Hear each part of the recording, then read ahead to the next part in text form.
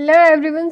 आज हम बात करने वाले हैं ईएमटी यानी कि इलेक्ट्रोमैग्नेटिक थ्योरी, जो हमारा सब्जेक्ट है उसके एमसीक्यू क्वेश्चन से related.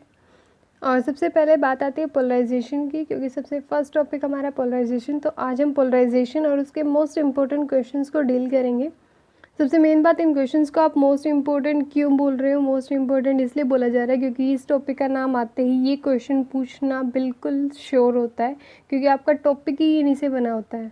So these questions are really very important, so be attentive. So first of all start करते हैं क्वेश्चन नंबर 1 से। क्वेश्चन नंबर 1 क्या है? Which of the following suggest that light may be a transverse wave? इन सब phenomena में से कौन सा फिनोमिना ये सजेस्ट करता है कि लाइट क्या है? एक ट्रांसवर्स वेव है। सबसे पहली बात हमें ये पता होना चाहिए कि ट्रांसवर्स वेव क्या होती है। वेव जो वेव हमारी एक्स वाई डायरेक्शन में इस तरीके से जाते हैं, मान लीजिए ये हमारा एक्स है, ये वाई है, कि आपका दो डायरेक्शन में क्या जा रही है? परपेंडिकुलर जा रही है। ओके, सो ये होती है हमारी ट्रांसवर्स वेव। तो किस वजह से हमें पता चलता है? Reflection, polarisation, photo electric effect and diffraction. तो इन सब चीज़ों में से चाहे आपकी वेव लॉन्गिट्यूडनल हो या ट्रांसवर्स, रिफ्लेक्शन हुआ, फोटो इलेक्ट्रिक इफेक्ट या डिफ्रैक्शन, ये सब काम वो कर सकते हैं। लेकिन पोलराइजेशन एक ऐसा फिनोमिना है, वो सिर्फ तभी हो सकता है जब आपकी वेव क्या हो? ट्रांसवर्स वेव हो, क्योंकि लॉन्गिट्यूडनल जो वेव होती है हमारी, उसके अंदर पोलराइजेशन नहीं होता। अब जैसे बात क्या होती है पोलराइजेशन के अंदर, अब यहाँ पे दो एक्सिस है, एक्स एंड वाई, ठीक है। अब मे बी वो एक्स वाले को ब्लॉक कर दे या मे बी वाई वाले को ब्लॉक कर दे, यानी कि एक को ब्लॉक कर देगी और दूसरे वाले को जाने देगी। तो ये चीज़ कब पॉसिबल है? जब आपके दो अलग अलग डायरेक्शन में वेव ट्रैवल कर रही हो। और जब अलग डायरेक्शन में ट्रैवल नहीं करेगी तो क्या वो उसको ब्लॉक कर पाएगा? तो पोलराइज नहीं कर पाएगा। तो इसका मतलब पोलराइजेशन के लिए ट्रांसवर्स वेव का होना बहुत ज़्यादा ज़रूरी है। तो क्वेश्चन नंबर 1 का सोल्यूशन क्या हो जाएगा? B, that is polarization. Okay, next है question number 2। Question number 2 is in optics when the vibration of light are limited to a single 2 dimensional plane.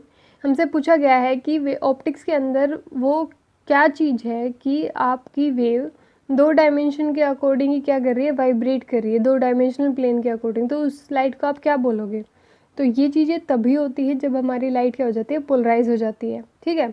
तो वो लाइट को हम क्या बोलेंगे? पोलराइज लाइट बोलेंगे। सो ऑप्शन हो जाएगा option A, that is polarised.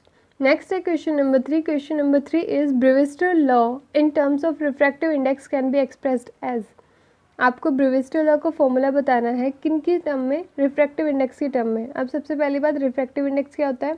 Refractive index हमारा, जिसको हम म्यू से रिप्रेजेंट करते हैं, वो क्या होता है कि आपकी एक तो किसी भी मीडियम के अंदर लाइट की स्पीड कितनी है और एक वैक्यूम के अंदर कितनी है, तो उन दोनों का रेशियो हमारा क्या होता है? रिफ्रैक्टिव इंडेक्स उस मटेरियल का, ठीक है। तो ब्रेविस्टर लॉ का फॉर्मूला क्या है रिफ्रैक्टिव इंडेक्स की फॉर्म में? हम सब जानते हैं, बहुत बार हम यूज़ करते हैं, जो कि है हमारा C, mu is equals to 10 IP।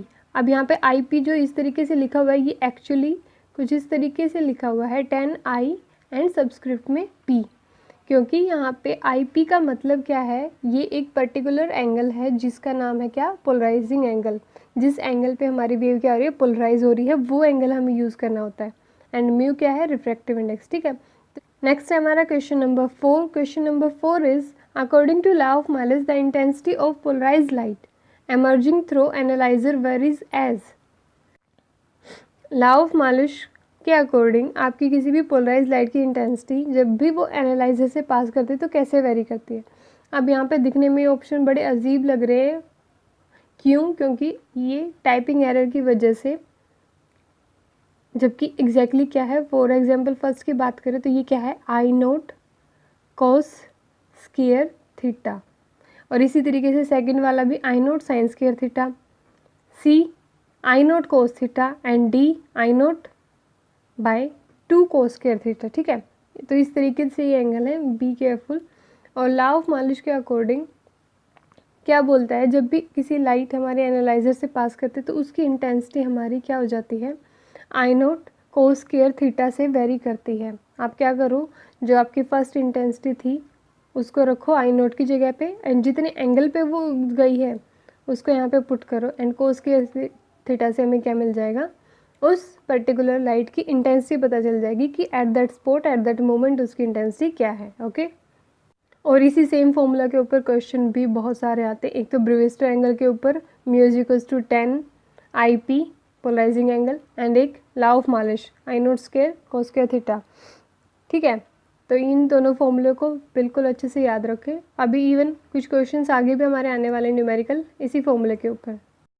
फिर बताता है question number 5। Question number 5 is which one is example of uniaxial crystal. Uniaxial crystal क्या होता है, जैसे कि नाम से पता चल रहा है यूनिएक्सियल यानी कि एक एक्सिस। ठीक है, तो जब भी हम यूनिएक्सियल क्रिस्टल की बात करते हैं तो सबसे पहले जो एग्जाम्पल आते हैं वो आते हैं कैल्साइट, टर्मलिन एंड क्वार्ट्ज, इन तीनों के ही। ये तीनों ही हमारे क्या है, यूनिएक्सियल के एग्जाम्पल हैं। ऑप्शन हमारा क्या हो जाएगा, D, all of them are example of uniaxial crystal. ठीक है, अलग से पूछा जाए कि कोई भी एग्जाम्पल बताओ तो इन तीनों में से कोई भी बता सकते हैं। ठीक है, तीनों यूनिएक्सियल क्रिस्टल के एग्जाम्पल हैं। यूनिएक्सियल पता चलेगा जिसका एक एक्सिस होता है हमारा। Okay, next is question number 6। Question number 6 is what happens if ordinary unpolarised light is pass through a uniaxial crystal. हमारे पास क्या है, ऑर्डिनरी एंड अनपोलराइज्ड। पोलराइजिंग के केस में जब भी आप पोलराइजेशन को डील करते हो तो ऑर्डिनरी एंड एक्स्ट्रा ऑर्डिनरी दोनों लाइट को आप डील करते हो। एक्चुअली होता क्या है, ऑर्डिनरी एंड एक्स्ट्रा ऑर्डिनरी दोनों लाइट हमारी बहुत अलग अलग होती हैं। अगर हम जैसे प्रॉपर्टीज़ की बात की जाए तो ऑर्डिनरी लाइट हमारी मोस्टली लॉ ऑफ रिफ्रैक्शन हुआ उसको भी फॉलो करती है एंड हर डायरेक्शन के अंदर सेम वेलोसिटी से मूव करती है। और जबकि सबसे मेन बात करें वाइब्रेशंस की, तो जो प्रिंसिपल एक्सिस होता है, मान लेते हैं ये एक्सिस है, इसके अलोंग आपकी वेव मूव कर रही है, तो वाइब्रेशन ऑर्डिनरी वेव की इसके परपेंडिकुलर होती है। ठीक है, एंड ये किसी भी मीडियम से बिना डेविएट हुए निकल जाती है। जबकि एक्स्ट्रा ऑर्डिनरी के केस में सारे की सारी से उल्टा काम होता है, ना तो लॉ ऑफ रिफ्रैक्शन को फॉलो करती है, ना सेम वेलोसिटी होती है, वाइब्रेशंस परपेंडिकुलर की जगह पैरेलल हो जाते हैं एंड वो रिफ्रैक्ट होके किसी भी एंगल से पास करती है। तो यूनिएक्सियल क्रिस्टल का बेसिकली यूज़ क्या होता है, आप किसी भी लाइट को क्या कर रहे हो, ब्रेक कर रहे हो।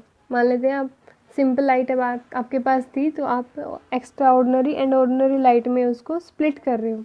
तो बेसिकली होगा क्या, मान लेते हैं हम निकोल प्रिज्म यूज़ कर लेते हैं। ठीक है, तो निकोल प्रिज्म से जैसे ही आप अनपोलराइज लाइट आपने फॉल कराई, ठीक है, सिंपल अनपोलराइज लाइट थी, अब ये आपका निकोल प्रिज्म है। ठीक है, यहाँ से स्ट्राइक करने के बाद आपकी एक्स्ट्रा ऑर्डिनरी तो डायरेक्ट निकल जाएगी। ठीक है, क्यों, क्योंकि उसका रिफ्रैक्टिव इंडेक्स इससे ज़्यादा होता है तो वो क्रॉस करके निकल जाएगी। लेकिन हमारी जो ऑर्डिनरी रे है वो यहीं पे टोटल इंटरनल रिफ्लेक्शन करके यहीं पे मर्ज हो जाएगी इसी मटेरियल के अंदर। सो आपकी ई रे तो बाहर आ गई, जबकि ओ रे क्या रहेगी, इसके अंदर ही। तो इसका मतलब जब आपकी अनपोलराइज लाइट किसी भी यूनिएक्सियल क्रिस्टल से पास करते हैं तो लाइट क्या हो जाती है, स्प्लिट हो जाती है दो रेज में। और वो दो रेज क्या है, ऑर्डिनरी रे एंड एक्स्ट्रा ऑर्डिनरी रे। उनकी प्रॉपर्टीज़ थोड़ी बहुत अभी मैंने बताई दी। ठीक है, नेक्स्ट है zone plate has similar properties as well as same difference with. ये थोड़ा सा प्रीवियस EMT का क्वेश्चन आ चुका है, लेकिन अगर हम बात करें जोन प्लेट को हमने किससे कंपेयर किया था, हमने किया था कन्वेक्स लेंस से। इसकी डिटेल नहीं डील करें क्योंकि ये अभी से रिलेटेड नहीं है। बट पता होना चाहिए कि जोन प्लेट की सिमिलरिटी डिफरेंस किसके साथ है, कन्वेक्स लेंस के साथ। ओके, नेक्स्ट है question number 8। Question number 8 is what happens to O and E ray. यहाँ पे O and E ray ordinary and extraordinary ray को ही बोला जा रहा है। If they travel along the optic axis, अगर वो ऑप्टिक एक्सिस के अलोंग ट्रैवल करे तो क्या होगा उनके साथ। अब भाई सबसे मेन बात है, ऑप्टिक एक्सिस बहुत ज़्यादा इंपॉर्टेंट है। बहुत ज़्यादा इंपॉर्टेंट क्यों है, क्योंकि ऑप्टिक एक्सिस एक ऐसा एक्सिस है, अगर ये दोनों रे वैसे तो एक दूसरे से अलग अलग है, प्रॉपर्टीज़ भी अलग अलग है, लेकिन अगर ये ऑप्टिक एक्सिस के अलोंग ट्रैवल कर रही हैं तो उस टाइम पे क्या होगा, उस टाइम पे इन दोनों वेव की वेलोसिटी क्या हो जाएगी, सेम हो जाएगी। ऑप्टिक एक्सिस ही अकेला एक एक्सिस होता है, ऐसी डायरेक्शन होती है जिसमें आपकी ordinary and extra ordinary light की सेम वेलोसिटी होती है और किसी भी डायरेक्शन में और किसी भी एक्सिस में सेम नहीं होती है। ठीक है, सिर्फ ऑप्टिक एक्सिस के अलोंग होती है। सो आंसर हो जाएगा A, both travel with same velocity. Next है question number 9। Question number 9 is how many principal section of uniaxial crystal have. भाई यूनिएक्सियल क्रिस्टल के अंदर प्रिंसिपल सेक्शन कितने होते हैं। एक्चुअली प्रिंसिपल सेक्शन इनफाइनाइट हो सकते हैं यूनिएक्सियल के केस में, सीरियसली, लेकिन यहाँ पे मेन पूछे गए हैं जैसे ऑप्टिक एक्सिस वगैरह, ये तो उनको हम बोल सकते हैं वो सिर्फ हमारे दो होते हैं, ऑप्टिक एक्सिस के अलोंग एंड ऑप्टिक एक्सिस के परपेंडिकुलर। ओके, लेकिन एक्चुअली प्रिंसिपल सेक्शन इनफाइनाइट बन सकते हैं इन एक्सेल के केस में, ठीक है। नेक्स्ट है question number 10। Question number 10 is how many phase change is introduced by a quarter wave plate between ordinary and extraordinary रे। कितना फेज चेंज होगा अगर आप क्या कर रहे हो, ऑर्डिनरी एंड एक्स्ट्रा ऑर्डिनरी रे के बीच में किसी भी क्वार्टर वेव प्लेट को इंट्रोड्यूस करा रहे हो। अब क्वार्टर वेव प्लेट जैसे कि नाम से पता चल रहा है क्वार्टर यानी कि 1/4। तो क्वार्टर वेव प्लेट एक्चुअली क्या करती है, λ/4 का आपका पार्ट डिफरेंस क्रिएट कर देती है किसी भी मटेरियल में या किसी भी रे में, मतलब जो भी इससे क्रॉस करेगा उसके अंदर कितना पार्ट डिफरेंस आ जाएगा उस लाइट के अंदर, λ/4 का, ठीक है। अब हमसे पूछा गया है फेज चेंज कि भी आपने क्वार्टर वेव प्लेट से पास करा है तो फेज चेंज कितना होगा। अब हम path difference and phase difference का तो फॉर्मूला जानते ही हैं। क्या होता है, जो हमारा फेज चेंज होता है फाई, वो किसके इक्वल होता है, 2π/λ इंटू पार्ट डिफरेंस। अब path difference quarter wave plate के केस में कितना था, λ/4। सो लैम्डा से लैम्डा कैंसिल हो गया, 2 से 4 गया 2 पे, तो बचा क्या, π/2, ठीक है। तो डायरेक्ट फॉर्मूला यूज़ करके हमारा आंसर क्या आ गया, सी, दैट इज़ π/2। यानी कि जब आप किसी भी वेव को पास कराओगे क्वार्टर वेव प्लेट से तो उसके अंदर फेज चेंज कितने का आएगा, π/2 का, ओके। नेक्स्ट है question number 11। Dextro rotatory optically active substance rotate the plane of vibration. जो आपका डेक्स्ट्रा रोटेटरी सब्सटेंस होता है, अब डेक्स्ट्रा रोटेटरी क्या होता है, एक्चुअली ये जो वर्ड है डेक्स्टर, डेक्स्टर का मतलब होता है राइट। क्या होगा, मान लेते ये हमारा लेफ्ट है, ये राइट है, ठीक है। तो अब ट्राई करो कि लेफ्ट से आप राइट की साइड जाओ, तो इस डायरेक्शन में आप जाओगे तो प्लेन ऑफ वाइब्रेशन क्या होगा, सोच के देखो। यहाँ से यहाँ जा रहे हो, फिर यहाँ से यहाँ आओगे, तो ये कौन सी डायरेक्शन होगी, क्लॉकवाइज, क्लॉक के डायरेक्शन है। तो इसका मतलब हमारा प्लेन ऑफ वाइब्रेशन क्या होगा, क्लॉकवाइज डायरेक्शन में रोटेट कर जाएगा डेक्स्टर के केस में। जबकि लीवो के केस में यानी कि लेफ्ट हैंड साइड के केस में क्या हो जाएगा, अपोजिट हो जाएगा, anti clockwise, okay. So answer is option A, that is in clockwise direction. Next है question number 12। Question number 12 is electric field vector vibrates in only one plane. आपका जो इलेक्ट्रिक फील्ड का वेक्टर है वो सिर्फ एक ही प्लेन में vibrate करता है and perpendicular to the direction of propagation in dash light. और किसके परपेंडिकुलर मूव करता है, एक्चुअली इलेक्ट्रिक फील्ड हमारा जो जिस डायरेक्शन में हमारी वेव पोलराइज हो रही होती है उसके परपेंडिकुलर मूव करता है। तो यहाँ पे हमारा आंसर क्या हो जाएगा, प्लेन पोलराइज। जो हमारी लाइट का पोलराइज प्लेन होगा उसके परपेंडिकुलर मूव करेगा हमारा इलेक्ट्रिक वेक्टर, ओके। नेक्स्ट है क्वेश्चन नंबर 13। क्वेश्चन नंबर 13 भी इसी तरीके से है, the plane in which electric vector of plane polarise light vibrates, जिस डायरेक्शन के अलोंग वाइब्रेट करता है। अब वो परपेंडिकुलर किसके वाइब्रेट करता है, पोलराइज लाइट के प्लेन की। लेकिन अगर हमसे वो प्लेन पूछा जाए भी किस प्लेन के अंदर वो वाइब्रेट करता है, वो वाइब्रेट करता है प्लेन ऑफ वाइब्रेशन के। भाई जिस प्लेन में वाइब्रेट कर रहा है उसको क्या नाम दे दिया, प्लेन ऑफ वाइब्रेशन, ठीक है। नेक्स्ट है question number 14। Question number 14 is the plane in which magnetic field vector of plane polarise light vibrate. अब सिमिलर क्वेश्चन हमने अभी अभी किसके लिए पढ़ा था, इलेक्ट्रिक फील्ड के लिए। अभी अभी किसके लिए पूछा गया है, मैग्नेटिक के लिए। सो इसका आंसर हमने क्या दिया था कि प्लेन ऑफ वाइब्रेशन में आपकी इलेक्ट्रिक वेक्टर क्या करता है, वाइब्रेट करता है। अब मैग्नेटिक वेक्टर किस में वाइब्रेट करता है, पहली बात दो ही प्लेन थे, plane of vibration and plane of polarisation, ठीक है। आपका इलेक्ट्रिक वेक्टर क्या कर रहा है, प्लेन ऑफ वाइब्रेशन के अलोंग वाइब्रेट कर रहा है एंड प्लेन ऑफ पोलराइजेशन के परपेंडिकुलर, ओके। ये दोनों बात समझ में आ गई। अब मैग्नेटिक वेक्टर की बात हो रही है, ये बात हमें पता है कि लाइट जो है हमारी इलेक्ट्रोमैग्नेटिक वेव है, जो हमारी मोमेंट की डायरेक्शन है, इलेक्ट्रिक वेक्टर की डायरेक्शन है एंड मैग्नेटिक फील्ड की, ये तीनों आपस में क्या होती हैं, परपेंडिकुलर होती है, ठीक है। तो इसका मतलब अगर आपका electric vector plane of vibration के अलोंग ट्रैवल कर रहा है तो इसका मतलब मैग्नेटिक उसके क्या करेगा, परपेंडिकुलर। तो अलोंग तो वाइब्रेशन के नहीं करेगा, तो किसके अलोंग करेगा, ये करेगा प्लेन ऑफ पोलराइजेशन के अलोंग। क्यों, क्योंकि आपका इलेक्ट्रिक वेक्टर क्या कर रहा है, प्लेन ऑफ पोलराइजेशन के परपेंडिकुलर ट्रैवल कर रहा है एंड मैग्नेटिक क्या करता है, ऑब्वियसली इलेक्ट्रिक फील्ड के परपेंडिकुलर। तो परपेंडिकुलर क्या था उसका, प्लेन ऑफ पोलराइजेशन। तो यहाँ से हम कंक्लूड कर सकते हैं कि इलेक्ट्रिक वेक्टर तो वाइब्रेट करता है प्लेन ऑफ वाइब्रेशन के along and magnetic field vector vibrate करता है किसके, प्लेन ऑफ पोलराइजेशन के लोग। ओके, नेक्स्ट है question number 15, plane of polarisation is defined only for, आप प्लेन ऑफ पोलराइजेशन को किसके लिए डिफाइन करते हो, ए प्लेन पोलराइज्ड, अनपोलराइज्ड, या दोनों के लिए, या फिर किसी के लिए भी नहीं। सो प्लेन ऑफ वाइब्रेशन आपका तभी आता है जब आप पोलराइजेशन की बात करते हो, आपकी वेव पोलराइज होती है। सो ऑब्वियसली इसका आंसर होने वाला है ए, दैट इज़ प्लेन पोलराइज्ड। जब आपकी वेव प्लेन पोलराइज होगी तभी आप प्लेन ऑफ वाइब्रेशन की बात करोगे। ओके, नेक्स्ट है question number 16। Question number 16 is if the angle between axis of polariser and analyser is dash, the intensity of light transmitted by analyser is dash time the intensity by the polariser. मतलब कि बात ये पूछी गई है, बीच में आपका कोई भी पोलराइजर लगाया गया है, तो यहाँ से कुछ इंटेंसिटी गई है, उसके बाद कुछ इंटेंसिटी गई है, तो आपसे इंटेंसिटी का क्या पूछ रहे हैं, रेशियो पूछ रहे हैं। वही जो मैंने कुछ टाइम पहले बताया था, क्या लॉ ऑफ मालिश को पूछा गया है सीधा सीधा। लेकिन यहाँ पे एक एरर है, एक्चुअली क्वेश्चन में यहाँ पे 30 डिग्री गिवन है एक्चुअली, एंड ये टाइपिंग एरर की वजह से क्या हो रखा है 300 दिख रहा है, लेकिन एक्चुअली क्या है 30 डिग्री।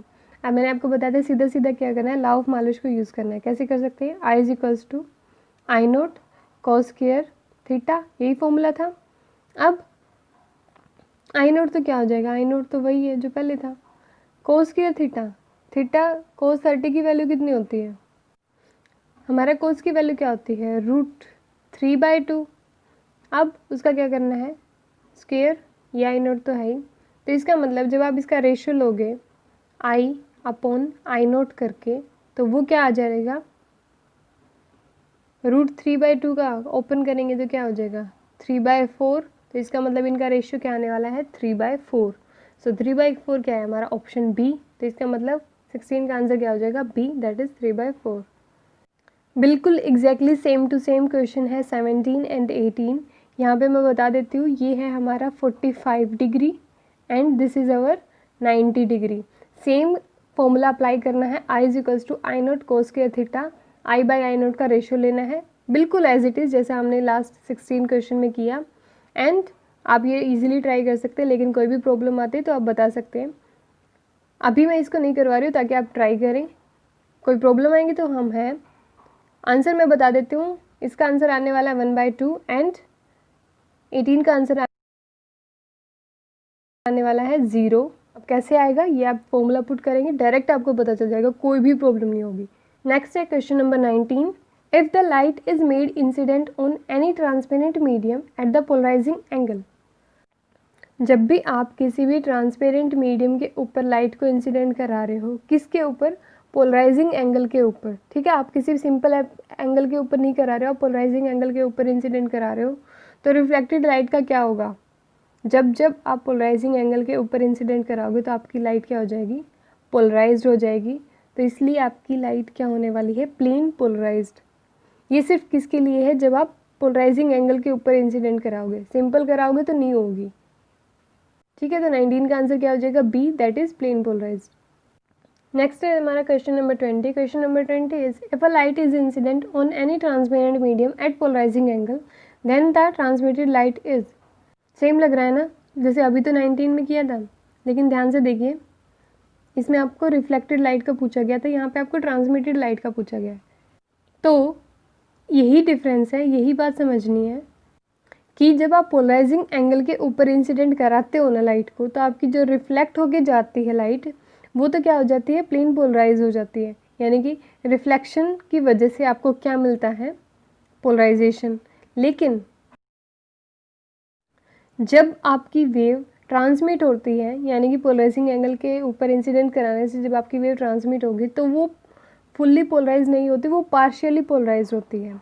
फुल्ली पोलराइज होने का क्या मतलब है कि आपकी जो वेव है, लाइट वेव, उसकी वाइब्रेशन एक ही डायरेक्शन के अलोंग आ चुकी है। लेकिन ट्रांसमिटेड के केस में ऐसा कुछ नहीं होता है। ठीक है, तो बी केयरफुल। ट्रांसमिटेड क्या होती है, पोलराइजिंग एंगल पे इंसिडेंट कराने में पार्शियली पोलराइज, जबकि जो रिफ्लेक्टेड लाइट है वो क्या हो जाती है, फुल्ली पोलराइज या फिर प्लेन पोलराइज।